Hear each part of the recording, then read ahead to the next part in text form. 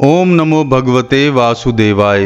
जय श्री कृष्ण। मेरे प्रिय मित्रों, आप सभी का स्वागत है हमारे इस पवित्र आध्यात्मिक चैनल पर। आज हम आरंभ कर रहे हैं श्रीमद् भगवत गीता के प्रथम अध्याय अर्जुन विषाद योग का दिव्य ज्ञान। और आज हम श्रद्धा और भाव के साथ गीता के प्रथम अध्याय का पाठ करेंगे। साथ ही पहले अध्याय के महात्म्य का भी श्रवण करेंगे, क्योंकि शास्त्र कहते हैं केवल गीता का श्रवण ही नहीं बल्कि उसके महात्म्य को समझना भी अत्यंत पुण्यदायी और कल्याणकारी है। तो आइए एकाग्रचित्त होकर भगवान श्री कृष्ण का स्मरण करते हुए इस दिव्य ज्ञान की यात्रा का आरंभ करें। श्री ओम नमो भगवते वासुदेवाय। वासुदेव विश्वेश्वराय आदि पुरुष अपरंपार अलेख पुरुषाय नमः। जगत बंधु ज्योति स्वरूप जिये के जाननहार हर यश मांगन आयो दास प्रभु के द्वार। श्री भगवान जी ने अर्जुन को जो गीता ज्ञान दिया सो मुझे मिले। हे भव भय भंजन श्री कृष्ण जी से किशोर दास मांगता है। हे प्रभु, गीता ज्ञान के उच्चारण करने से तुम्हारा भक्त पूर्ण ब्रह्म को पाते हैं।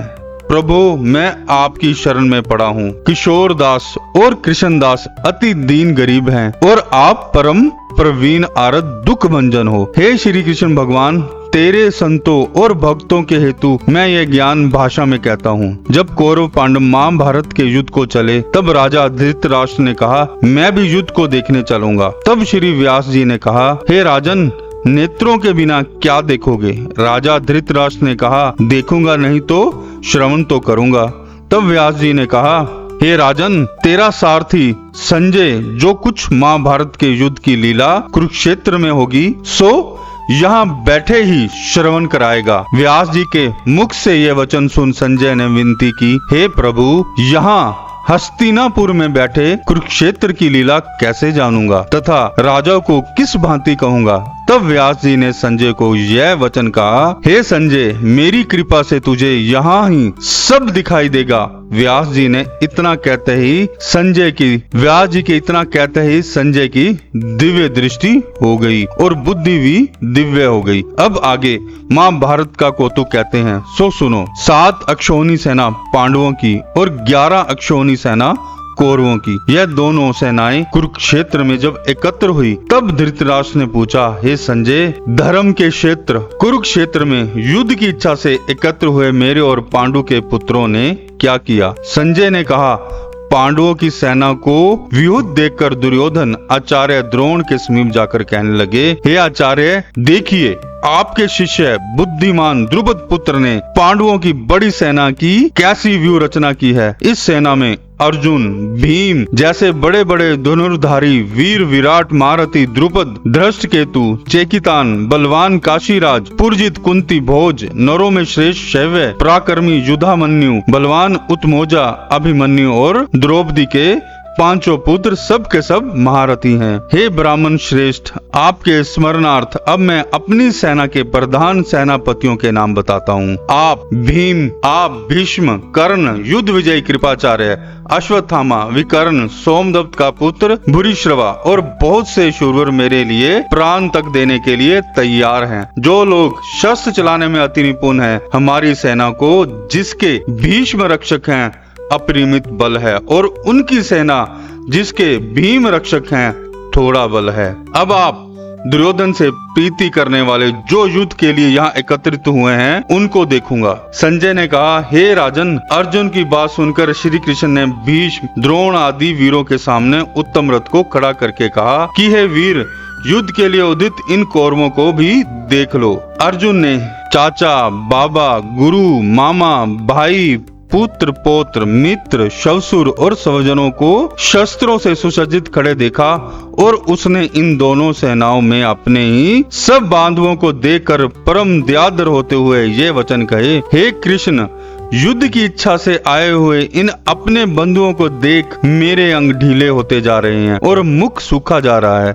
मेरा शरीर बेकल होता है, गांडीव हाथ से गिरा जाता है। हे केशव, मुझ में यहाँ खड़े रहने का सामर्थ्य नहीं है और सब लक्षण मैं उल्टे देख रहा हूँ और संग्राम में अपने स्वजनों का वध करके कोई लाभ नहीं होगा। हे कृष्ण, मैं जीत, राज्य और सुख भी नहीं चाहता हूँ। हे प्रभु, हमको राज्य, भोग तथा जीवन से क्या काम है? क्योंकि जिनके लिए राज्य, भोग और सुख की इच्छा की जाती है, वे सब इस युद्ध में प्राण और धन की इच्छा छोड़ मरने को तैयार हैं। और आचार्य, पिता, पुत्र, पितामह, शवसुर, पौत्र, साले और संबंधी ये सब मुझे मारे तो भी है मधुसूदन, मैं इन्हें मारने की इच्छा नहीं करूंगा। हे जनार्दन, धृतराष्ट्र के पुत्रों को मारकर हमारा क्या भला होगा? इसलिए हमें अपने भाई धृतराष्ट्र के पुत्रों को मारना अनुचित है। हे माधव, स्वजनों को मारकर क्या हम सुखी हो सकते हैं? ये सब लोभ के वशीभूत हैं और कुल का नाश करने तथा मित्र द्रोह करने में पाप को नहीं देखते। कुल नाश के दोष को जानते हुए भी हमको इस पातक से क्यों नहीं दूर रहना चाहिए? कुल का नाश होने से कुल प्राचीन धर्म नष्ट हो जाते हैं, फिर धर्म नाश होने से कुल में पाप बढ़ता है। हे कृष्ण, पाप से कुल की स्त्रियां व्यभिचारिणी होती हैं, जिससे वर्ण शंकर संतान उत्पन्न होती है। वह वर्ण शंकर जिन पुरुषों ने कुल को नष्ट किया है, उनको तथा उस कुल को नरक में पहुंचाते हैं, क्योंकि श्राद्ध, तर्पण आदि बंद हो जाते हैं। वर्ण शंकर बनाने वाले दोषों से कुल ध्वंसकों के जाति, धर्म और कुल धर्म निरंतर नाश होते हैं। हे जनार्दन, मैंने बराबर सुना है कि कुल धर्म नष्ट होने से निश्चय ही नरक वास करना होता है। हाय, हम बड़ा पातक करने को तैयार हैं, जो राज्य सुख के लोभ से स्वजनों को मारने की कोशिश कर रहे हैं। शस्त्रों को धारण किए हुए धृतराष्ट्र के पुत्र, शस्त्रों को धारण किए हुए धृतराष्ट्र के पुत्र यदि मुझे शस्त्र रहित और उपायहीन का रणभूमि में वध कर डालें तो मेरा बहुत कल्याण हो। संजय ने कहा, हे राजन, यह कहकर दुखित होकर अर्जुन ने धनुष बाण फेंक दिया और रथ के पिछले भाग में जाके बैठ गया। इति श्रीमद् भगवद गीता सुपनिषद सुब्रह्म विद्या योग शास्त्रे श्री कृष्ण अर्जुन संवादे विषाद योगी नाम प्रथमोध्याय। पहले अध्याय का महात्म्य। एक समय पार्वती ने पूछा, हे महादेव जी, किस ज्ञान के बल से आपको संसार के लोग शिव कहकर पूजते हैं? मृगछाला ओढ़े, अंगों में शमशानों की विभूति लगाए, गले में सर्प और मुंडों की माला पहन रहे हो, इनमें तो कोई पवित्र नहीं। फिर आप किस ज्ञान से पवित्र हो? वह आप कृपा करके कहिए। श्री महादेव जी बोले, हे प्रिय, सुनो, गीता ज्ञान को हृदय में धारण करने से मैं पवित्र हूँ और उस ज्ञान से मुझे बाहर के कर्म व्यापते नहीं। तब पार्वती ने कहा, हे भगवान, जिस गीता ज्ञान की आप ऐसी स्तुति करते हैं, उसके श्रवण करने से कोई कृतार्थ भी हुआ है? तब महादेव जी ने कहा, इस ज्ञान को सुनकर बहुत जीव कृतार्थ हुए हैं और आगे भी होंगे। मैं तुमको एक पुरातन कथा कहता हूँ, तुम श्रवण करो। एक समय पाताल लोक में शेषनाग की शैया पर श्री नारायण जी नैन मूंद कर अपने आनंद में मगन थे। उस समय भगवान के चरण दबाती हुई श्री लक्ष्मी जी ने पूछा, हे प्रभु, निद्रा और आलस्य उन पुरुषों को व्यापते हैं जो जीव तामसी हैं, फिर आप तो तीनों गुणों से अतीत हो। आप जो नेत्र मूंद रहे हो वह मुझको बड़ा आश्चर्य दे रहे हैं। श्री नारायण जी बोले, हे लक्ष्मी, मुझको निद्रा आलस्य नहीं व्यापता। एक शब्द रूप जो भगवत गीता है, उसमें जो ज्ञान है उसके आनंद में मगन रहता हूँ। जैसे 24 अवतार मेरे आकार रूप हैं, वैसे ही यह गीता शब्द रूप अवतार है। इस गीता में ये अंग हैं, 5 अध्याय मेरे मुख हैं, 5 अध्याय मेरी भुजा हैं, 11वां अध्याय मेरा हृदय और मन है, 16वां अध्याय मेरा उदर है, 17वां अध्याय मेरी जांग है, 18वां अध्याय मेरे चरण हैं। सब गीता के जो श्लोक हैं सो मेरी नाड़ियां हैं, और जो गीता के अक्षर हैं सो मेरा रोम है। ऐसा जो मेरा शब्द रूपी गीता ज्ञान है, जिसके अर्थ को मैं हृदय में विचारता हूँ और बहुत आनंद को प्राप्त होता हूँ। श्री नारायण जी ने कहा, हे लक्ष्मी, गीता ज्ञान को सुनकर बहुत जीव कृतार्थ हुए हैं, सो तुम सुनो। शूद्र वर्ण एक प्राणी था जो चांडालों के कर्म करता था और तेल लवण का व्यापार करता था। उसने बकरी पाली। एक दिन वह बकरी चराने को वन में गया और वृक्षों के पत्ते तोड़ने लगा। वहाँ सर्प ने उसे डंस लिया, जिससे तत्काल उसके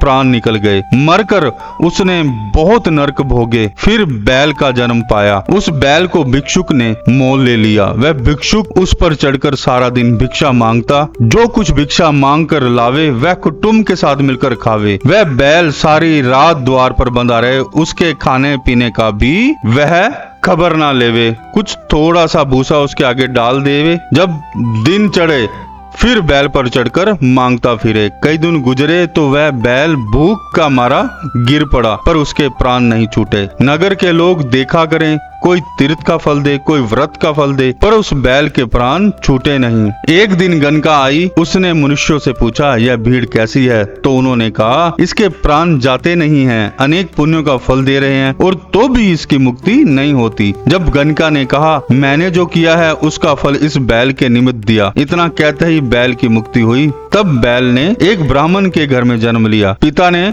उसका नाम सुशर्मा रखा। जब बड़ा हुआ तो पिता ने उसको पढ़ाया।